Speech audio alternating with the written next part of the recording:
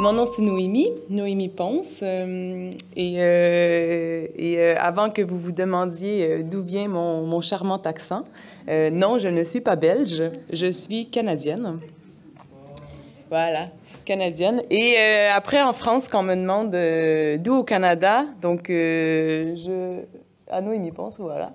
Je viens d'un petit village qui s'appelle Rawdon, pour ceux qui connaissent le Québec, entre Québec et Montréal.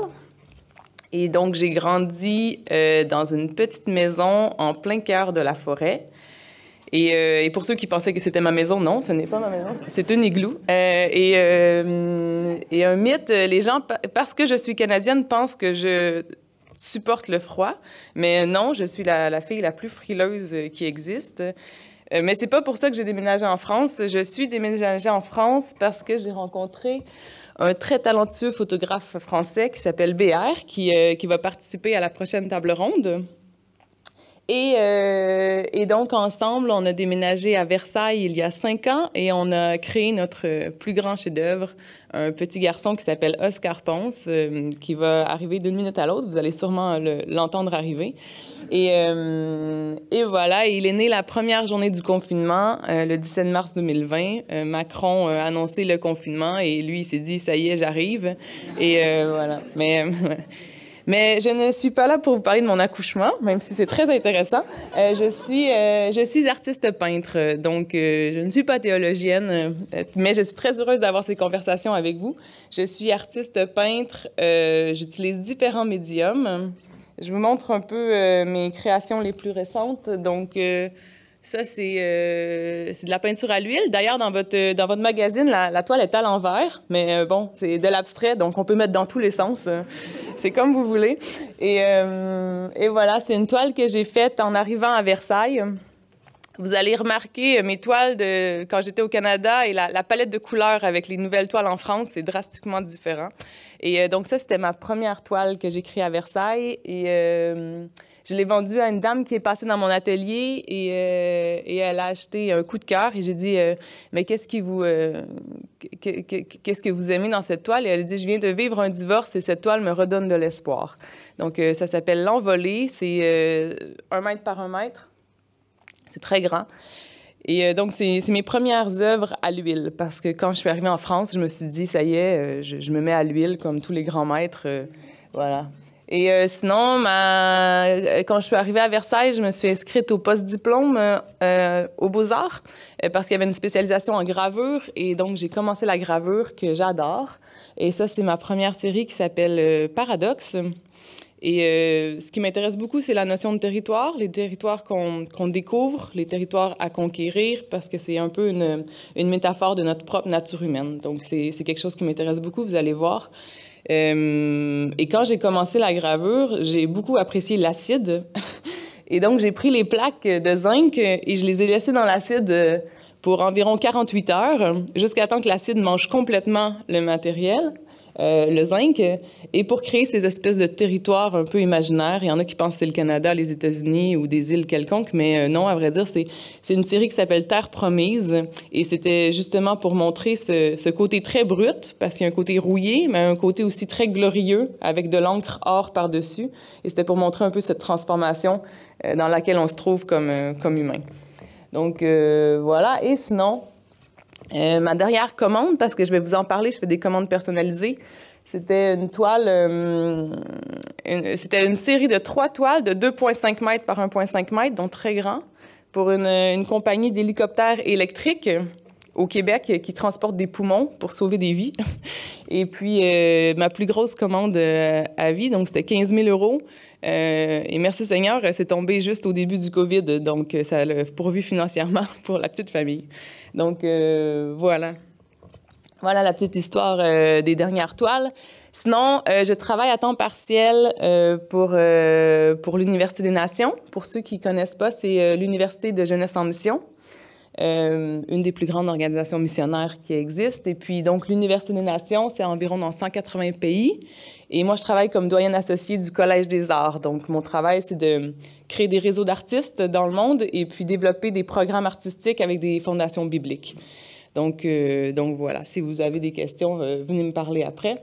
Et c'est comme ça que j'ai commencé à peindre, à vrai dire, pour vous expliquer un peu. J'avais 18 ans, j'étais nouvellement chrétienne et je voulais partir faire une école de jeunesse en mission à Singapour. Et donc, j'avais besoin de beaucoup d'argent. Donc, je me suis donné les moyens. J'ai commencé à travailler dans une usine de recyclage le jour, dans un dépanneur, genre le Carrefour le soir. Je gardais des enfants, je coupais des cheveux, je faisais tout ce qui pouvait pas me passer sous la main. Et je faisais de temps en temps des décorations pour des entreprises, des décorations de Pâques, de Noël, des choses comme ça. Et je faisais des décorations pour une galerie d'art. Et je me rappelle très bien, j'étais en haut de l'escabeau en train de mettre une guirlande. Et puis, la directrice de la galerie, je l'ai entendue dire « J'aimerais beaucoup encourager les jeunes artistes. » Et donc, je me suis dit « Ah, une manière de faire de l'argent peut-être. » Et donc, je suis allée la voir après et je lui ai dit « Écoute, est-ce que tu veux que je t'amène mes toiles? » Et elle a dit « Ah, ben oui, avec plaisir. » Donc, je suis sortie de la boutique, je suis allée acheter du matériel parce que j'avais jamais peint de ma vie. Mais je m'étais dit « Ça doit pas être si compliqué que ça. » 3 coups de pinceau. Mais je savais que je savais dessiner, quoi. C'était un don. Tu sais, dans mes cours à l'école, je dessinais tout le temps. Donc, je me suis dit, la peinture, c'est la même chose avec la peinture. Donc voilà, je me suis acheté un pot d'encre PBO avec ma plume et ma toile. Et j'ai commencé à faire quelques formes avec l'encre. Et puis, j'ai une copine avec qui j'avais pris un verre qui m'a appelée. Donc, dans ce temps-là, j'ai juste 35 ans, mais bon, ça va vite. Dans ce temps-là, c'était des téléphones avec des fils, tu sais. Et puis, je prends le téléphone, j'ai mon pot d'encre, ma plume, et je suis quelqu'un de très maladroite. Et donc, je renverse mon café sur la toile. C'est une histoire vraie. Et puis, voilà. Donc, c'est ma première toile à 18 ans. C'est 2 femmes qui prennent un verre. Elles sont un peu disloquées. Je ne sais pas si c'est le manque de technique ou parce qu'elles ont trop bu, mais bon, c'est comme ça que c'est sorti. Et donc, mon ami me l'a acheté pour 50 $. Donc, je me suis dit, ah, tiens, c'est quand même bien. Et donc, je me suis dit, si je peux faire ça avec du café, je peux prendre du thé rooibos. Ça va faire la même chose, mais ça va donner une petite teinte rougeâtre. Donc, j'ai utilisé du thé rooibos avec de l'encre. Et j'ai créé 3 toiles que j'ai amenées à la galeriste, qu'elle a, à ma grande surprise, vendues. Et donc, j'ai pu faire des commandes comme ça pour des amis et de la famille. Je leur disais, voulez-vous une toile? Et puis, ils me disaient, ah, ben oui. Et puis, j'allais chez eux, je leur posais des questions et puis je créais un peu une toile sur mesure pour eux. Vous pouvez voir un peu à quoi ça ressemblait. À vrai dire, j'avais un plaisir fou à essayer ça. C'était des couches un peu comme Makoto, c'était des couches superposées. Et un peu comme lui, je m'émerveillais devant les textures un peu qui arrivaient de ces couches superposées.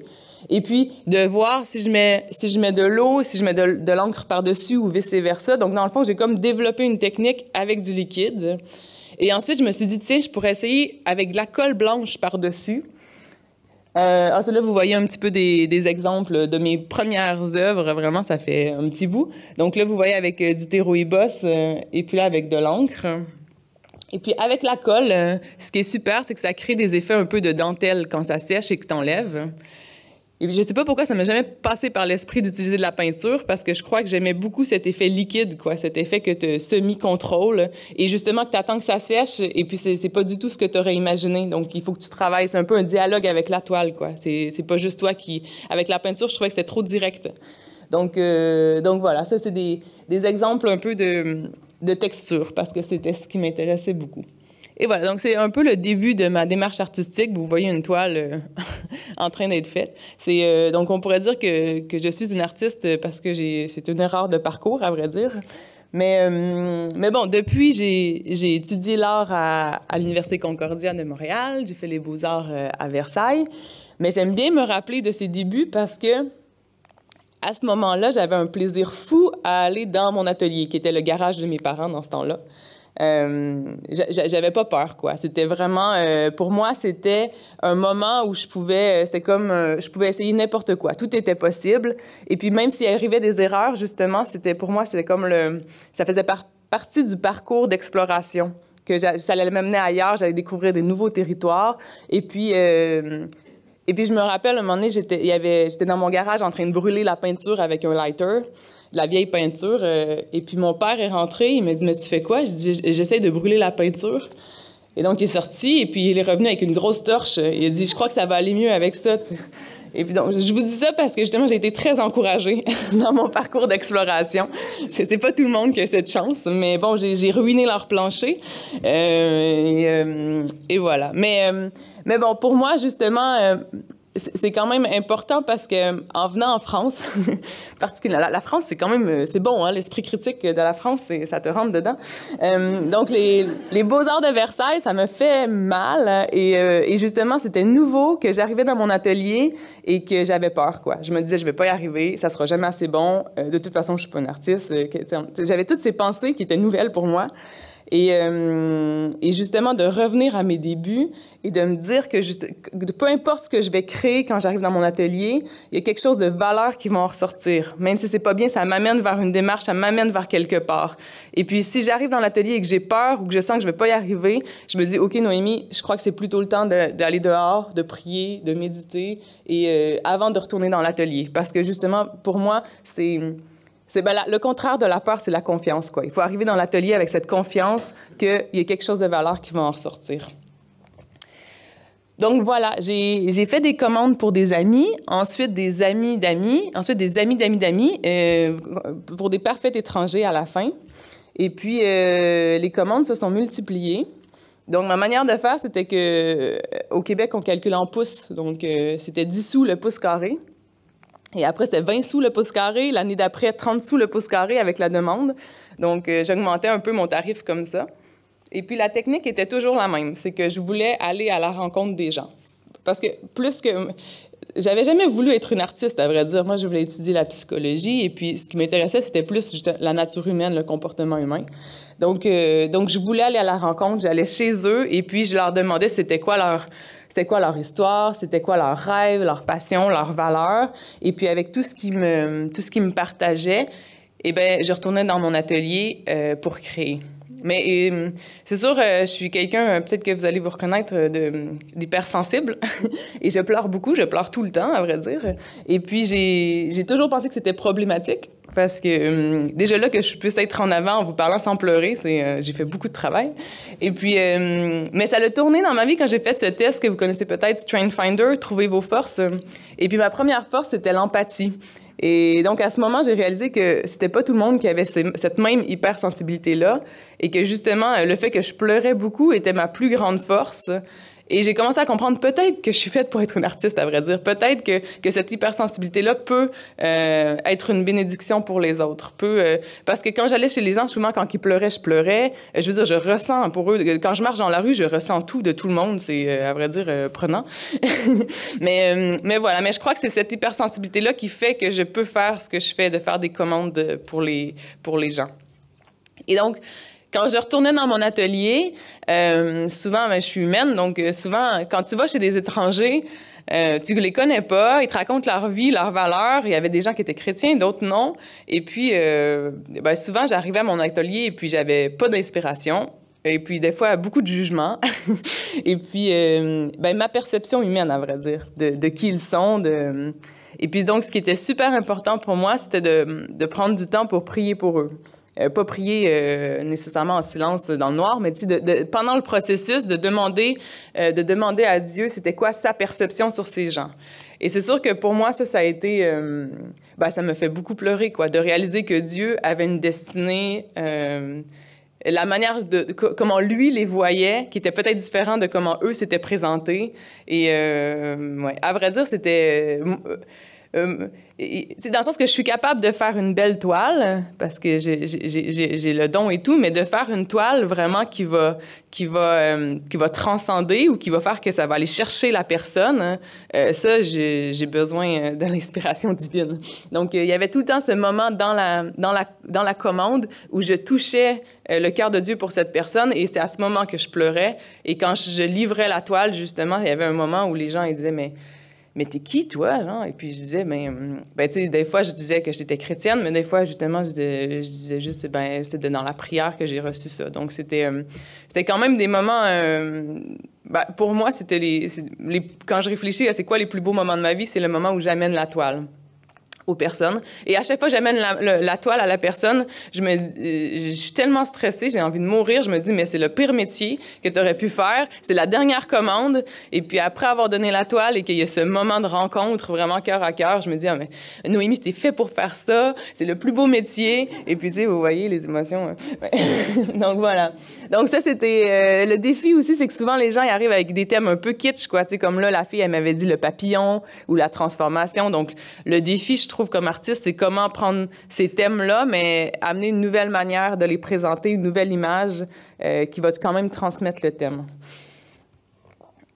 Donc, j'ai eu la chance aussi, parce que j'avais de plus en plus de commandes. Quand j'allais à l'université, je travaillais mes commandes en même temps que j'étudiais. Et donc, je pouvais développer mon style en même temps. Et les gens me suivaient quand même si c'était pas... Il y en avait qui me disaient « Ah, j'aimais mieux ton style avant. » Mais bon, je disais « Ben non, je suis plus rendue là. C'est dommage, trop tard. » Et puis, donc là, j'ai commencé le collage. Donc ça, c'est des bouts de papier trempés dans le thé, dans l'encre, et puis réarrangés. C'est très, très grand, 1 mètre par 1 mètre. Et puis, celle à droite, c'est sur une toile. Celle à gauche, c'est sur du bois parce que je commençais à passer au travers les toiles. Et donc, j'ai commencé à travailler sur du bois. Donc, c'était très lourd. Celle-là, j'ai fait une série de 4 comme ça. Et puis, sinon, j'ai commencé à utiliser de la peinture aérosol. Parce que quand tu mets comme là, on le voit bien, là, quand tu mets du thé avec de l'encre et que tu fais du spray, le temps que ça sèche... Ensuite, quand on enlève les graines de thé, ça crée ces textures. Donc, on nous dit à l'école qu'il ne faut pas mélanger l'huile et le matériel à base d'huile et d'eau, mais on peut le faire et c'est ce que ça donne. Après, il faut voir si c'est ce que vous voulez chercher ou pas. Mais j'ai fait plusieurs toiles, justement, comme ça, mélange de spray paint et de thé. À essayer à la maison, c'est pas si difficile. Et donc, ça, c'est une autre toile un peu mélange de thé, d'aérosol avec de l'huile par-dessus. Et de bouche à oreille, les gens ont commencé à parler de moi et comme artiste qui venait à la maison, qui rencontrait les gens. Et les gens qui étaient chrétiens me disaient que j'étais une prophète. Les gens qui étaient non chrétiens disaient que j'étais une voyante. Et je sais pas trop comment me qualifier, mais bon, pour moi, je suis une artiste. Et pour moi, une artiste, c'est quelqu'un qui propose une nouvelle manière de voir le monde ou de voir les gens. Donc, il y a un artiste que j'aime beaucoup qui s'appelle Richard Serra. C'est un artiste américain qui fait des installations monumentales. Il avait exposé au Grand Palais. Et il dit quelque chose que je partage. Il dit l'art, ça ne change pas le monde, ça change la perception de voir le monde. Et pour moi, c'est ça que je fais, à vrai dire. J'offre une nouvelle manière, j'offre une perception nouvelle pour les gens de voir le monde. Et parce qu'il y avait des gens, des fois, et c'était fou, ils me disaient même pas leur histoire, ils disaient juste « peins qui je suis ». Tu sais, puis je suis comme, ouais, tu sais, moi, je suis une étrangère, je te connais pas. Et puis, justement, je me dis, bon, ben, une chance que le Seigneur est avec moi, parce que, je veux dire, justement, ça me choquait de voir à quel point les gens avaient soif d'identité, quoi, avaient soif de... Et je me suis dit, waouh, la responsabilité. Et je commençais à comprendre la responsabilité de l'artiste, parce que moi, la toile, je vais leur faire, ils vont l'avoir dans leur cuisine, quoi, dans leur salon. Et donc, tous les jours, ils vont avoir le message que je vais leur transmettre tous les jours. Donc, j'ai commencé à me dire, à comprendre l'importance, moi, d'être vraiment enracinée dans la parole, d'avoir vraiment la perspective de Dieu, parce que moi, si je leur dis qui ils sont, je veux dire, ça mène à rien, mais si je leur dis qu'est-ce que Dieu pense d'eux, justement, ça va vraiment leur donner une vérité, ça va les enraciner dans l'amour. Donc, pour moi, c'était important d'aller faire des études, justement, avec Jeunesse en Mission, d'être plus... de connaître mieux ma Bible, de connaître mieux Dieu, d'enlever les présuppositions pour pouvoir transmettre un message qui était en accord avec sa vérité. Et à ce moment, j'ai fait un rêve qui m'a amené à retourner dans un café où j'avais travaillé quand j'étais étudiante, qui s'appelle Le Placard, dans le quartier du Plateau Mont-Royal, à Montréal. Et j'avais mon atelier dans une usine qui avait été transformée en atelier d'artiste, un lieu très cool et tout. Et quand je suis arrivée au Placard, au fond, il y avait une salle, c'était comme un débarras avec des balais, des poubelles et tout ça. Et j'ai su qu'il fallait que je déménage mon atelier dans le café. Donc, je suis allée voir le propriétaire et j'ai dit, écoute, ton débarras, qu'est-ce que t'en dis si j'en fais un atelier d'artiste? Et puis, au début, il était comme, mais non, mais c'est ridicule. Et puis après, il s'est dit, ben écoute, arrange-toi, fais ce que tu veux. Et puis, ben, on va voir. Hein? Et puis, j'ai dit, ben, tu veux combien pour le loyer? Il dit, pas besoin de loyer, parce que lui, il pensait que j'allais faire ça une semaine ou deux et que j'allais me décourager. Il dit, pas besoin de loyer, tu me donneras une toile un jour. Tu sais, OK, OK. Et donc, ben là, on n'a pas de photo, mais dans le fond, c'était un café qui était fait en très long. Et puis, au bout, il y avait 2 petites marches. Et puis là, il y avait un petit espace. Pas très grand, hein, je sais pas trop, 20 mètres carrés peut-être. Pas très grand, mais bon, j'ai enlevé le vieux tapis, j'ai tout repeinturé, j'en ai fait un petit atelier.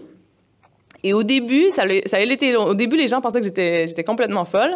Et puis ensuite, c'était vraiment, ça me sortait de ma zone de confort, hein, mais j'avais la conviction que c'était ce que Dieu voulait. Donc, j'étais là. Et puis, tranquillement, les gens sont venus me voir, me parler. Ça a pris 1 an, hein? Et puis après 1 an et demi, 2 ans, les gens du quartier me connaissaient comme l'artiste du placard. Donc, tout le monde m'arrêtait dans la rue. « Hey, Noémie, comment tu vas? Tu pars en voyage missionnaire bientôt? » Et puis, parce que tout le monde connaissait ma vie, je leur disais « Ah oui, je pars en mission et tout ça. » Et puis, ben, souvent, les gens arrêtaient de prendre un café, ou il y avait d'autres personnes qui passaient et disaient ah, est-ce que tu donnes des cours? Je disais non, non, c'est mon atelier, mais si vous voulez, vous pouvez venir peindre avec moi, tu sais. Donc, il y avait des gens qui venaient s'installer pour 1 heure ou 2, peindre, et puis c'était vraiment un lieu de rencontre.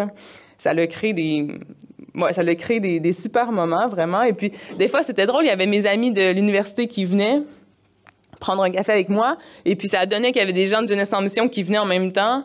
Et puis, tu sais, les gens chrétiens, ils sont comme « Waouh, c'est incroyable, c'est ton ministère! » Tu sais, puis là, t'es comme « je sais pas, c'est mon atelier. » Après, mais bon, pour moi, c'était un atelier ouvert. Tout le monde pouvait venir, tout le monde pouvait créer, tout le monde pouvait partager. Et puis comme j'allais à Concordia, on nous encourageait à faire avec les galeries. Et je comprends l'importance de travailler avec les galeries. Mais j'ai travaillé avec des galeries et puis j'ai vendu des toiles avec des galeries et on te donne une enveloppe avec l'argent dedans et tu sais pas qui a acheté.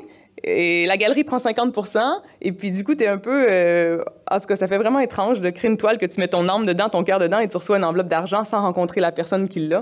Moi, en tout cas, c'est contre nature, parce que justement, j'ai besoin de ce contact humain, j'ai besoin de raconter l'histoire de la toile, que la personne, elle vibre, et puis de me dire, ah, ça y est, la toile va trouver son chez-soi.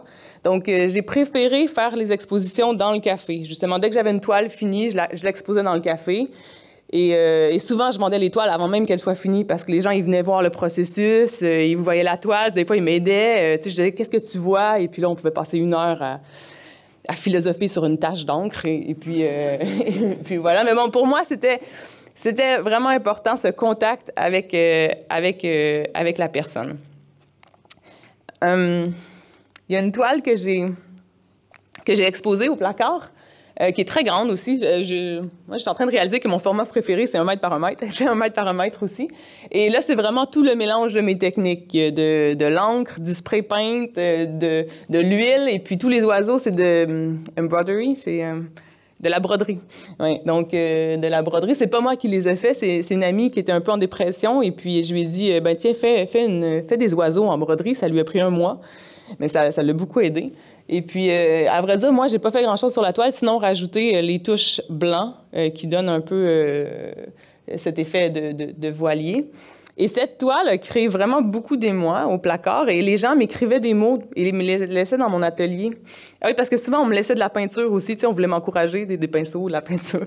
Et puis, il y a une femme, elle me laissait un mot et je vais vous le lire parce que ça m'a touchée. Elle m'a dit... Elle m'a écrit « Je voulais seulement vous dire que votre nouvelle toile m'a profondément bouleversée. C'est la première fois qu'une image remue autant d'émotions en moi. Vous réveillez des sentiments endormis comme un appel à la liberté, un appel de l'au-delà. Je ne saurais dire précisément pourquoi elle me fait autant d'effet, mais je tenais simplement à vous remercier. Votre art est vivant, il vibre, il transforme. » Et cette toile s'appelle « La prière ». Parce que l'idée, c'était justement que quand on s'arrête et qu'on prie, il y a une force nouvelle qui nous amène, qui nous guide, qui nous dirige. Et pour moi, quand j'ai reçu ce mot, c'était une confirmation que le processus créatif, quand il est fondé dans la prière, dans l'amour, ça va guérir, restaurer, libérer et générer la vie, à vrai dire. La toile va porter ça en elle. Donc, c'était quelque chose que je garde pour moi précieusement. Et donc, quand je suis déménagée à Versailles, j'ai dû quitter mon beau placard parce que là, c'était beaucoup de au revoir, parce qu'on a créé des liens, des relations. Et on est arrivé à Versailles avec BR et on habitait dans le quartier Saint-Louis, juste à côté du château. Et il y a ce café qui s'appelle Esprit d'Atelier. Et au premier étage, il y a un atelier vide, un grand atelier magnifique, incroyable. Et donc, je vais voir la propriétaire et je lui dis, hey, est-ce que je peux louer votre atelier en haut du café? Et elle dit, ah non, non, j'utilise pour les événements privés et je veux pas le louer à un artiste individuel, tu sais. Je dis, ah, c'est dommage, parce que moi, mon atelier était au Placard à Montréal, dans un café. Et là, elle me dit, ah, mais c'est toi l'artiste du Placard! Là, je dis, ah, ben oui. Elle dit, ah, mais parce que je suis allée au plateau, ma fille habite sur le plateau et je suis allée dans cet atelier, mais l'artiste n'était pas là. Je dis, ah, ben ça y est, je suis déménagée à Versailles. Donc, elle a dit, ah, OK, tu peux louer l'atelier. Donc, voilà. Donc, elle m'a loué l'atelier en haut du Placard, un beau clin d'œil de Dieu. Et puis là, j'ai pu continuer pendant les dernières années, justement, les rencontres. Parce que pour moi, c'est ça. C'est important d'être, parlant d'artistes engagés, pour être engagé, il faut être avec les gens, il faut accueillir les gens, il faut écouter les gens, il faut pleurer avec eux. Mon bébé. Et puis, j'ai pu faire des ateliers pour les enfants. Et parce que après, c'est différent pour chacun, mais pour moi, l'un des rôles de l'artiste, c'est de créer des toiles qui vont permettre aux gens de se voir et de voir le monde avec les yeux de l'amour. Et je termine avec cette citation d'un des artistes les plus reconnus et influents de l'histoire de l'art occidental, Vincent van Gogh, qui dit qu'il n'y a rien de plus artistique que d'aimer les gens. Donc voilà, je termine avec cette note.